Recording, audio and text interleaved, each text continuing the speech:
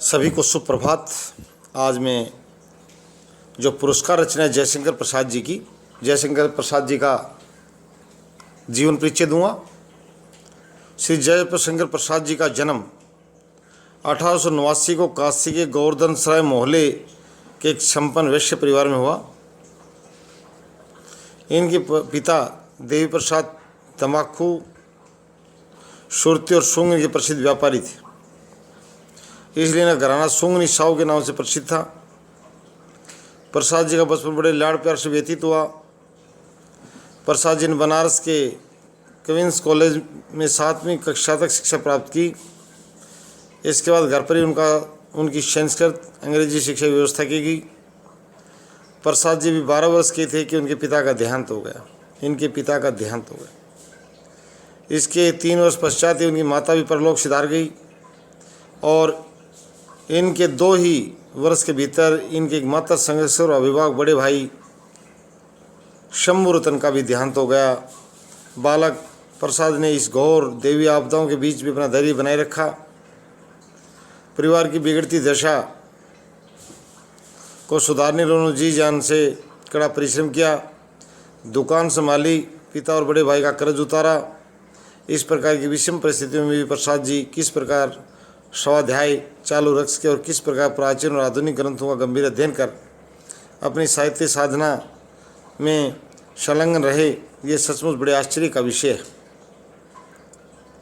प्रसाद जी दुकानदारी काम देखते हुए बचपन से ही समस्त पूर्तियों और मुक्तक पद्य रचना किया करते थे।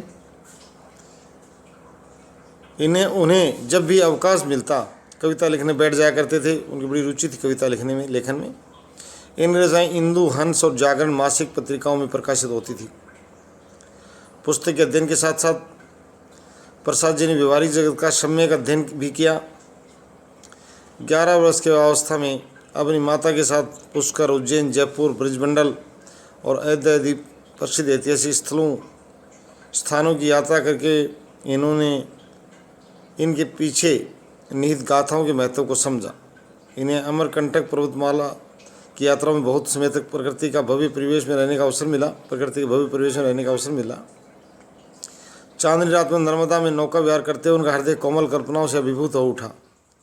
इस प्रकार भुवनेश्वर और जगन्नाथपुरी की यात्रा समय सागर की उताल तरंगों का नर्तन देखा तो सागर की असीमितता की भांति ही इनका ज्ञान क्षेत्र भी विस्तृत हुआ। जैसे सागर की जो असीमितता है उसी प्रकार जयशंकर प्रसाद जी का ज्ञान क्षेत्र विस्तृत हो गया। प्रसाद जी ने 3 विवाह किए। तीसरे विवाह से इन्हें रतन शंकर नामक पुत्र की प्राप्ति हुई, किंतु उनका हृदय से सदैव सांस्कृतिक मोह माया से विरक्त रहकर जीवन के शाश्वत मूल्यों की ओर उन्मुख रहा। पारिवारिक चिंताओं से प्रसाद जी जीवन पर्यंत मुक्त नहीं हो पाए। अंत में राज्य एक समा के भीषण रोग ने अपनी कोहलिका में प्रसाद जी के भव्य जीवन को छिपा लिया। 15 नवंबर सन 1937 को प्रसाद जी इस संसार में नहीं रहे और भारतेंदु जी की मृत्यु के बाद हिंदी का दूसरा सबसे बड़ा दुर्भाग्य था। रचनाएं प्रसाद जी के भव्य और विराट व्यक्तित्व की भांति उनका साहित्य विराट है। उन्होंने गद्य और पद्य के क्षेत्रों में अपनी कुशाग्र बुद्धि और प्रतिभा का परिचय दिया है और अनेक महत्वपूर्ण रचनाएं हिंदी साहित्य को प्रदान की।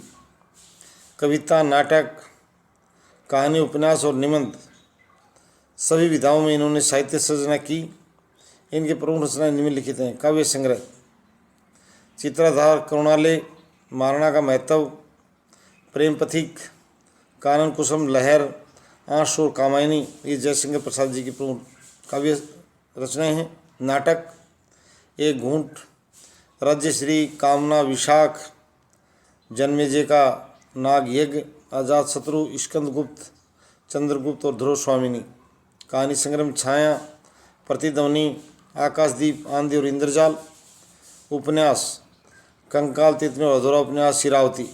निबंध काव्य कला और अन्य निबंध, कामायनी प्रिय मंगला प्रसाद पुरस्कार दिया गया था। साहित्यिक विशेषताएं प्रसाद जी कहानियों की विशेषताएं निम्नलिखित हैं। अतीत का गौरवगान, जयशंकर प्रसाद में कहानियों इतिहास और और कल्पना का सम्मिश्रण कर अपने गौरवशाली अतीत का चित्रण किया। वे अतीत की मर्यादाओं का समर्थन करते थे और साथ साथ समाज फैली बुराइयों को इन्होंने विरोध किया। इनकी कहानियों का मुख्य उद्देश्य धर्म, संप्रदाय और जातिवाद से ऊपर उठकर एक आदर्श समाज और गौरवशाली राष्ट्र की प्रतिष्ठा करना है। काव्यात्मकता भी थी इनकी रचनाओं में। प्रसाद मूलतः कवि हैं। उनके गद्य में भी काव्य की जैसी भाषा और भावों की छाप अंकित है। उनकी कहानियों अनुभूति की मर्म स्पर्शी अभिव्यक्ति है। उनकी भाषा सांकेतिक और काव्यात्मक होने के कारण पाठक को मानो किसी मधुर स्वप्न लोक में ले जाती है।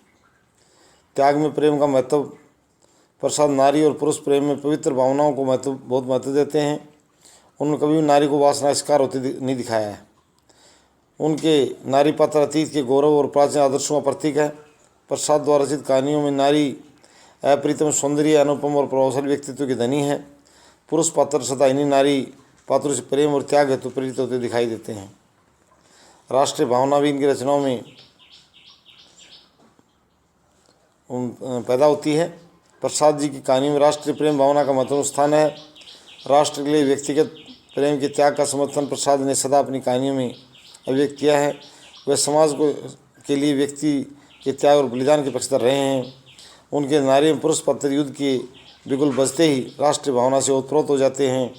उन्हें बलिदान, त्याग, समर्थन और मुक्त करुणा का सदा संचार रहता है। वस्तुतः राष्ट्रीय भावना प्रसाद जी कहानियों की अनूठी विशेषता है।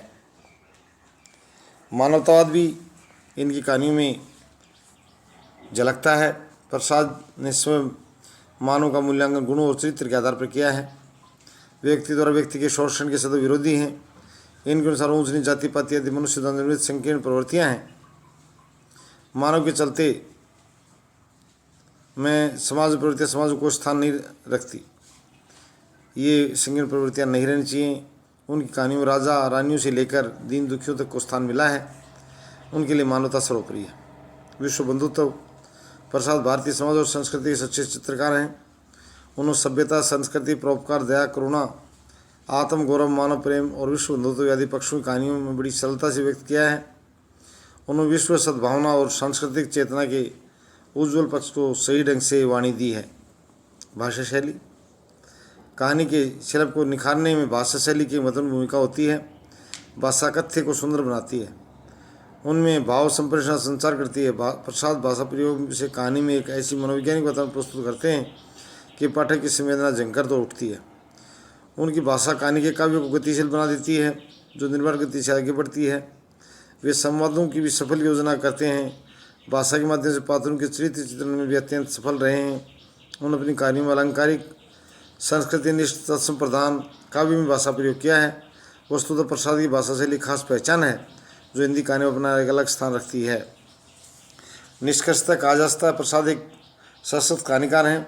उन्होंने कहानी को मानवीय संवेदना से जोड़ने की कोशिश की है। त्यागपूर्ण सच्चे प्रेम के पक्षधर रहे हैं। आपसी भाईचारा और विश्व बंधुत्व उनकी कहानियों की खास विशेषताएं हैं। वे भारतीय समाज, सभ्यता और संस्कृति के चित्रकार हैं। उनकी भाषा भावनाओं को व्यक्त करने में सदैव सक्षम है। शैली चिंतनप्रक, भावात्मक और मनोवैज्ञानिक रही है। वस्तुतः उनकी कहानी में एक आनंद का सुख मिलता है। वही आनंद और सुख उनके समस्त साहित्य का मूल है। कहानी का सार प्रतिपाद्य। पुरस्कार शीर्षक कहानी प्रसाद जी की प्रमुख ऐतिहासिक कहानियों में से एक है। कौशल राज्य के एक उत्सव से कहानी आरंभ होती है और उत्सव महाराज एक दिन के लिए कर्षक बनते हैं। सोने का हल चलाते और धूमधाम से इंद्र पूजन होता है। लोग आनंद मानते हैं। इस उत्सव में भाग लेने दूसरे राज्यों से भी योग राजकुमार आया करते थे। महाराज जी धरती हल चलाते उस भूभाग के स्वामी को उसका चौगुना मूल्य अत्यंत अनुग्रहपूर्वक दिया जाता था और उसे राजा का खेत कहा जाता था। इस बार जो खेत महाराजा के हल चलने के लिए चुना गया था, उसमें महाराज का जब हल चला चुके तो महाराज के खेत का पुरस्कार मधुलिका को दिया। थाल में कुछ स्वर्ण मुद्राएं थी। वो राज की अनुग्रह था, लेकिन मधुलिका ने थाली सिर पर लगा ली और स्वर्ण मुद्राओं को राजा महाराज पर न्योछावर करके बिखरा दिया। महाराज की भ्रिकुटी तन गई। तब मधुलिका ने कहा कि वह अपने बाप दादा की भूमि को बेचना अपराध मानती है। मंत्री ने उस पर क्रोध करते हुए कहा कि वह राज के अनुग्रह का तिरस्कार कर रही है। वह आज से राज के रक्षण पाने की भी अधिकारिणी हुई है, किंतु मधुलिका ने कहा कि वह अधिकार तो सारी प्रजा का है।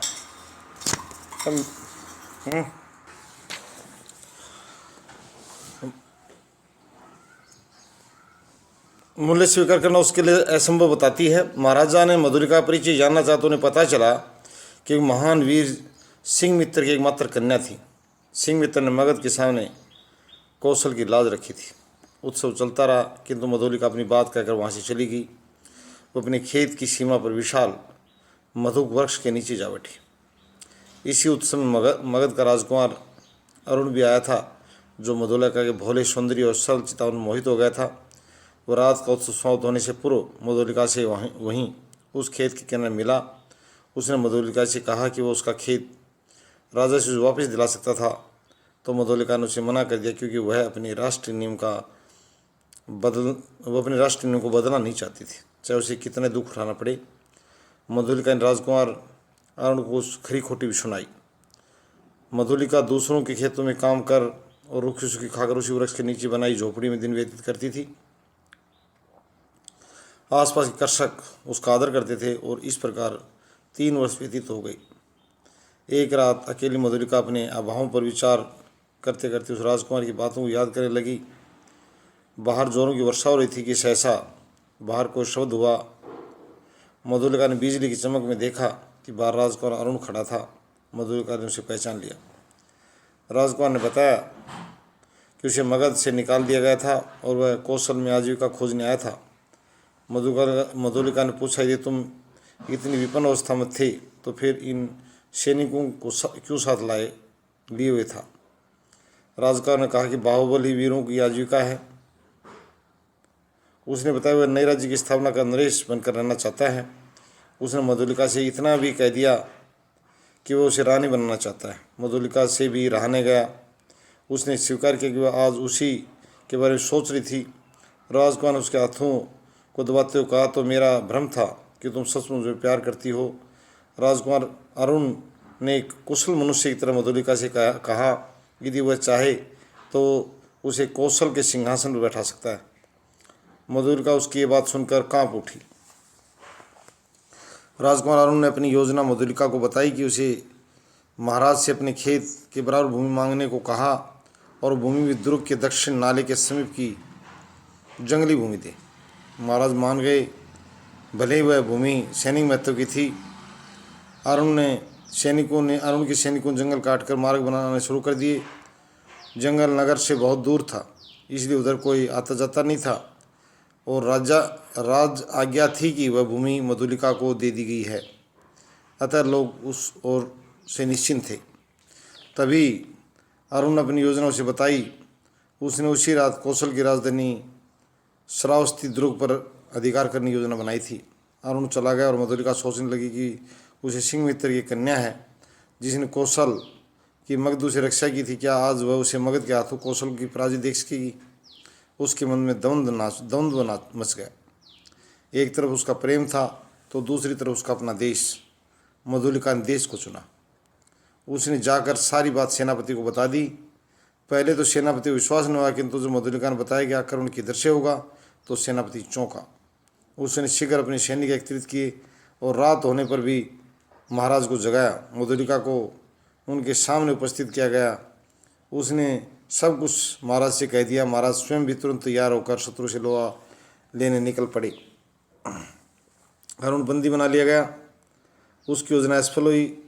उसे महाराज ने प्राणदंड दिया और साथ ही मधुलिका से पूछा, जो पुरस्कार चाहो मांग लो। राजा ने अपनी सारी खेती उसे दान दे दी, किंतु मधुलिका ने राजा से वचन लेकर मांगा, मुझे भी प्राणदंड मिले।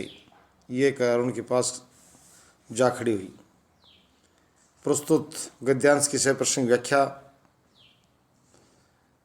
आर्द्रा नक्षत्र, आकाश में काले काले बादलों की घुमड़, जिसमें देव दुंदुभी का गंभीर घोष, प्राची के एक निर्भर कोने से सवर्ण पुरुष झांकने लगा था। देखने लगा महाराज की सवारी। शैलमाला के अंचल में समतल उर्वरा भूमि में सौंधी बांस उठ रही थी। नगर तोरण से जयघोष हुआ। भीड़ में गजराज का चामरधारी शुंड उन्नत दिखाई पड़ा। वह हर्ष और उत्साह का समुद्र हिलों भरता हुआ आगे बढ़ने लगा। प्रभात की हेम किरणों से अनुरंजित नहीं, नन्ही बूंदों का एक झोंका श्रवण मलिका के समान बरस रहा। मंगल सूचना से जनता ने हर्ष ध्वनि दी। प्रसंग व्याख्या में दिए गए गद्यांश जयशंकर प्रसाद द्वारा रचित कहानी पुरस्कार से उद्धृत है। प्रसाद जी ने प्रस्तुत कहानी प्रेम और कर्तव्य के संघर्ष को हमारे सामने सम्मुख प्रस्तुत किया है। प्रस्तुत गद्यांश प्रसाद जी प्रकृति का चित्रण मनोयोगपूर्वक करते हुए राज के उत्सव का चित्रण करते हुए लिखते हैं कि प्राचीन भारत में इंद्र पूजा एक सांस्कृतिक उत्सव में की जाती थी तथा स्वयं सम्राट भूमि पर हल चलाता था। लेखन ने भारतीय इतिहास की उस स्वर्णिम परंपरा का चित्रण इन पंक्तियों में किया है। व्याख्या। वर्षा ऋतु में आर्द्रा नक्षत्र उदित था। आकाश में काले बादल गरज रहे थे, मानो देवता गंभीर ध्वनि से नगाड़े बजा रहे हों। पूर्व दिशा में जिस कोने में बादल नहीं थे उस ओर प्रभात का सूर्य झांक रहा था। सूर्य भी मानो बादलों की ओट से निकलकर कौशल के महाराज की सवारी देख रहा था। पर्वत श्रेणियों को तराई में बसे इस गांव को समतल उपजाऊ भूमि से मिट्टी की सौंधी खुशबू आ रही थी, जो कि प्राय वर्षा का पहली बौछार के पश्चात पृथ्वी से निकलती है। नगर के मुख्य द्वार पर जैसे कि महाराज की सवारी आई हो, वहाँ पर खड़े लोगों ने महाराज का जय जयकार किया।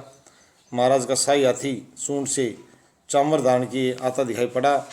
लोगों की भीड़ असीम प्रसन्नता और उत्साह से भरकर सवारी के साथ चल पड़ी। प्रातः की सुनहरी किरणों से रंगे हुए आकाश से एकाएक हवा का झोंका आया और उससे वर्षा की बूंदें इस प्रकार बिखर गई मानो सुनहरे मल्लिका के फूल हों। इस अवसर पर बूंदा गिरना शुभ जानकर लोग और उत्साहित हो उठे। जनता ने प्रसन्नता से तालियां बजाई। भारतीय इतिहास की महान परंपरा का चित्रण किया है। उक्त गद्यांश में प्रकृति का चित्रण काव्यात्मक है, भाषा तत्सम प्रधानता छायावादी प्रभाव से युक्त है।